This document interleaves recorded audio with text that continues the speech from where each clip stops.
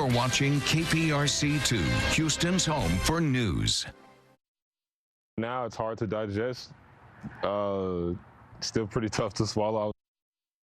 Only on 2 tonight, a Houston family loses nearly everything they own in a house fire, but they're using their tragedy to teach others how to avoid the mistake they made.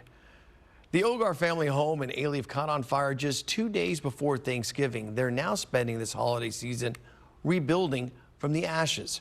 KPRC-2's Gage Goulding spoke with them, as well as a fire safety expert who is giving us a glimpse at how this could have all been prevented.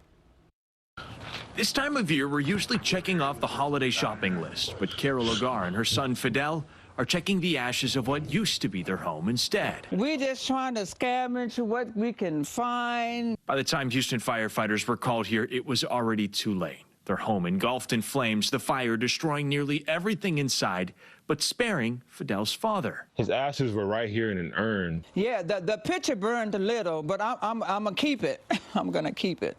So how did their house burn down? Well, just a few days before Thanksgiving, Carol came here to what was their fireplace to start a little fire. But little did she know that her chimney was about to catch fire. By the time Carol noticed something was wrong, her neighbors were already banging on the front door. He said, ma'am, you got to get out of here. Now her home is charred, walls are gone, and there's no insurance to help rebuild. Yeah, we don't have the money to do that. But what's seemingly worse is this holiday, they'll be away from one another. I'm staying with one of my daughters. Yes, and I'm staying in a hotel room not too far from here. Now, all of this is avoidable if only they would have had their chimney inspected. Have it inspected. But there's more to preventing a fire than just that.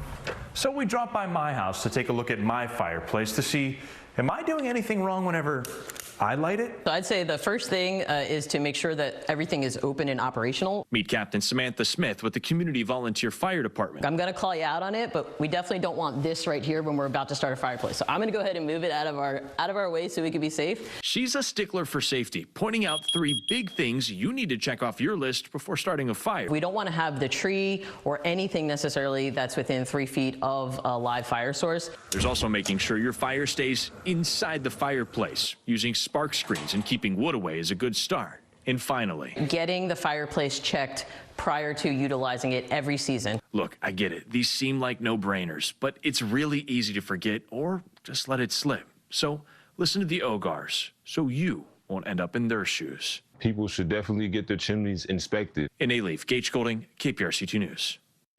The FBI